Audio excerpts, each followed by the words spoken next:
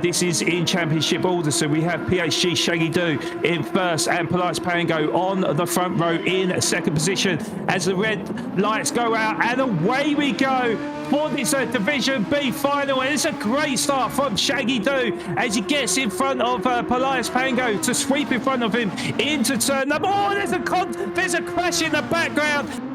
So yeah, Corridor at the back of the grid then. Really disastrous start for the guy who was in P4 then, as we look at board of the replay now.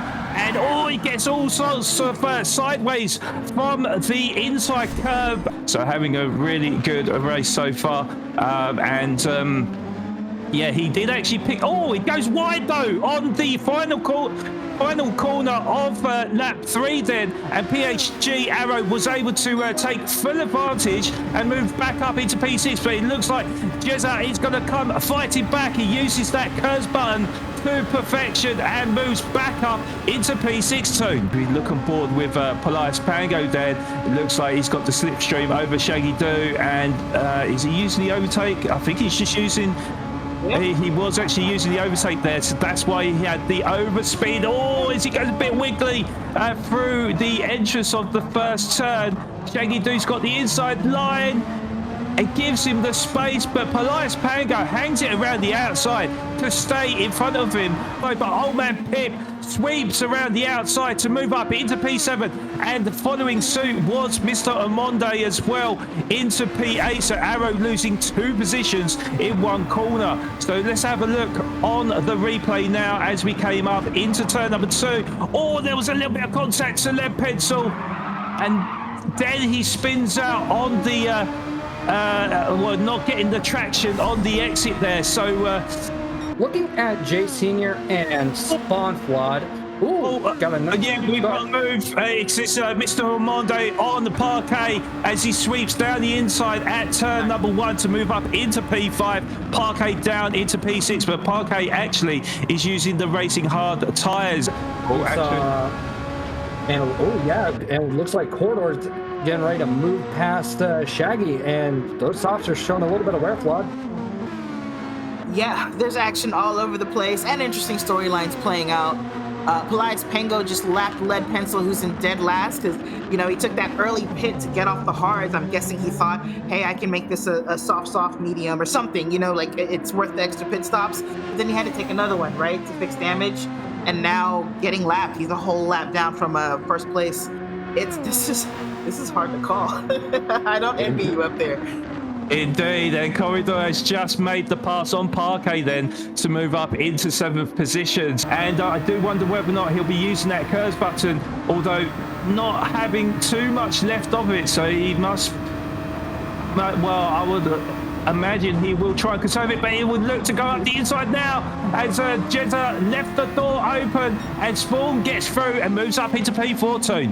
Very professional. Well, you know, I was going to say we didn't have to pay you for saying that, but of course you did just pay some money in. So mistake for Spawn on the final turn of lap number 26 then, as I just peered my eyes over to the screen, and perhaps we might get a replay of that and see exactly what happened. But it looked like maybe he was under all types of pressure from Jay Senior and got on the brakes late. Okay, he did turn into the corner well, but perhaps applied the throttle a little bit too soon, went out wide over the kitty litter, and he's lost a couple of positions again down into P6, Tatty. It really does indeed. But Sugar Shuffle's now looking to try and get... Oh, Spawn just lets off the gas there to let Sugar Shuffles through, so I'm not 100% sure what's happened. That was a little bit random from Spawn, but yeah, Spawn down into P7 and Sugar Shuffles up into P6, and Corridor is now fighting for that 4th position over Jezza as he uses that overtake button to get the overspeed. And it's looking, well, they're side by side, but it's looking like Corridor has got the overspeed to move up into P4, although Jezza is going to try and fight it down the inside as he look to see it. In fact, it's an overtake on Mr. Omonde then. So Corridor up P3, Mr. Omonde down into P4, and Jezza wasn't able to sneak past him, but will be all over the exhaust of Mr. Omonde as we look on board with the replay. So it was Mr. Omonde that came out of the pits and of course would have not had the speed going into turn 1, and the two drivers having the overspeed, and it was time to perfection for Corridor. Jezza wasn't able to take advantage and slip up the inside. He's trying to grab that P4 away from him, who's looking rather competitive. Oh! Mr. Omonde goes deep, and Jezza up the inside to move up into P4. Mr. Omonde might use the overtake to come back at him, but Jezza takes full advantage to move up into P4. He's ducking and weaving at the moment. Mr. Omonde looking to sneak past Jezza, but I think Jezza is going to hold off Mr. Omonde for the time being. He's all like literally touching bumper to bumper with Old Man Pip as we come into the last turn of lap number 30. Old Man Pip goes a bit sideways, and Arrow up the inside moves up into P9 temporarily. I think Old Man Pip is using that overtake button. I think in fact it's P8 and P9 now, and yeah, that was well, it's mistakes galore for the drivers, and Arrow at the moment looking good for that 8th position. So hopefully you're enjoying the race as we look on board with Shaggy Doo, and Corridor has really closed that gap up to him now to beneath half a second then, as it looks like Corridor is looking in prime position to steal that 2nd position away from Shaggy Doo. So we'll remain on board for the time being, because yeah, Corridor's on the soft tyres at the moment. I think Shaggy Doo is on the hard tyres. Oh, he's on softs but worn. Right, okay, my apologies. So yeah, certainly making a big difference then. Corridor on much fresher tyres than Shaggy Doo. Yeah, we can see the graphic now. So he's got half tyre degradation on them soft tyres, and Corridor is smelling that 2nd position there as we come out the final turn of lap number 35. Corridor is surely going to sneak past him, then up the inside, out of that slipstream, and through to turn number 1, and moves up into 2nd position, Tati.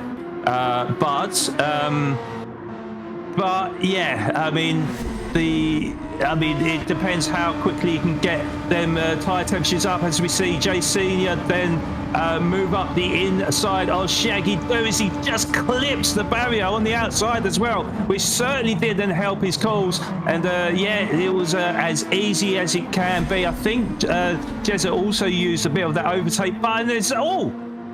Okay, Shaggy Doo takes that position away from Jezza. Did he make a mistake, or did he just go through? I think, okay, we're going to have a look on the replay now to see exactly what happened. So as we came into the hairpin, no, Jay Senior just went wide onto the grass, couldn't get the power down, and there was Shaggy Doo to take full advantage and take the last step of the podium away from Jay Senior. But this is the important one as he comes down the start-finish line and claim the checkered flag. BHR Polites Pango is the champion of Division B in the NRL Season 5. Corridor grabs an excellent 2nd position, and Shaggy Doo grabs 3rd position. Everybody buckle up, because we are getting ready to see who will be our Division A champion for Season 5. They're all lined up. We've got Win Jorge on the 1st row, Musa Bobajito on the 2nd, and just goes down from there. The lights are on, and they are off. This is winner takes all. It doesn't matter where you start. All that matters is where you finish for this race. As they start making their way up to Nicky Lauda Curve, Win will be leading the charge. And it looks like Jorge Sr. will be about a 2nd behind with just everybody else in tow.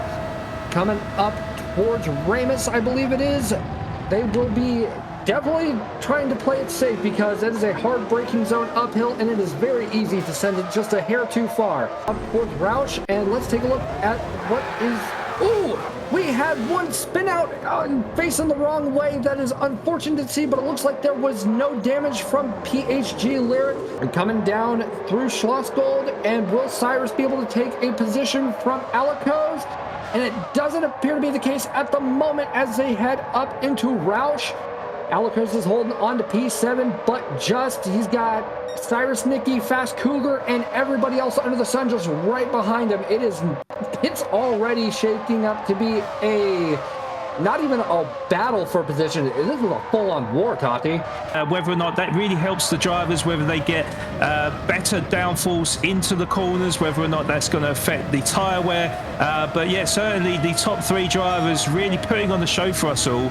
And with with a 2.5 of a tenth gap in front of Jorge with the fastest lap time as he went purple coming across the line to finish lap number 5, and it's going to be Jorge that's going to slip up the inside of Wid and perhaps take the race lead. Yes, he does. He times his braking to perfection, but will Wid come fighting back because he is all over the exhaust of Jorge. Jorge's going to defend hard, defend the inside line of Schloss Gold, and Wid is going to have to try it around the outside or maybe perhaps go for the old switcheroo, but Jorge has covered it up for the time being as we come into turn number 6 at Walsh. And it's looking like Jorge has got some serious pace right there. And went rally crossing. Don't know what happened there. We'll have to go and take a look at the replay. So jumping on over, let's see what happens to Alikos as he comes up into Roush. Just absolutely spun out of nowhere. As he approaches the penalty line, how far will this set Jorge back? And Wid is now on the charge. Jorge is on the inside line. Looks like the half-second penalty was nothing more than a slap on the wrist. So Jorge is going to have to do driving that is just on the cusp of perfect. So we take a look at Talon and Bobagito. Bobagito's trying to find a position, but and it looks like Bobagito might get it as he goes on the inside. Who had more speed coming out of Schlossgold? Looks like it was Talon on the outside, so Talon might be having to think about some ways to do some defending for sure. So now the 3-way shootout for P9 is in Nuke's favor. Almost podium coming up. Ooh, Alikos slamming the door shut. But looks like almost podium might be able to try and do a cutback. No, doesn't appear to be the case at the moment. Alikos did a good job slamming that door shut and holding on to P10. But as they come up into Schlossgold, how will this shake up? Alikos sends it up the inside and takes P9 off of Nuke for the time being. And it looks like Nuke will have to try and find a way to get around them. And it looks like we have a yellow on the play. Who went off there? Looks like it was Fast Cougar. I wonder what happened.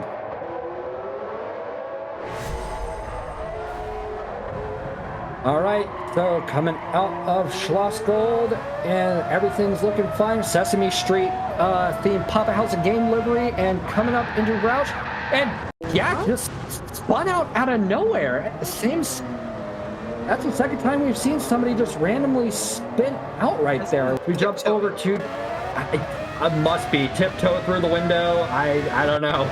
As we jump on board with Dark and Asriel, who is now making the pass on Fast Cougar, and looks like he will be able to make a stick, but will he be able to firmly cement it through this corner? It's looking like he will. So well done to Dark and Asriel for taking P12.